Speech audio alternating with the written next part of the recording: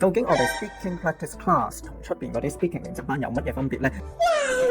嗱，可能你都 join 過出邊咧嗰啲免費或者咧係廉價嘅 speaking 練習班，但係咧嗰啲練習班裏邊咧，可能咧就係得你講啦，個老師咧係唔會俾評語，或者咧佢俾埋啲評語咧，根本咧就係啱啱係女人嘅常識啦，完全幫唔到你去進步噶。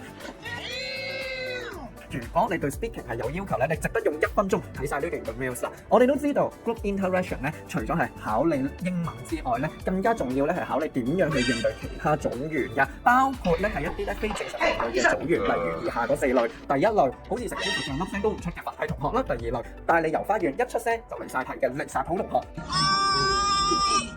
第3類一開口最少要講3分鐘，條氣長過萬里長城嘅死唔斷氣同學。我已經知道咩生不如死啊！同埋第4類，你講咩佢句句都插你頂你嘅頂你同學。嗱，面對住呢啲嘅同學，你應對嘅方式除咗係你英文能力高以外咧，你更加需要有一個切合嘅場景去不斷練習技巧，以至到咧你可以咧入到場，你面對住呢4類嘅唔正常人類嘅組員咧，你都可以應付自如，將星星攞到手啦。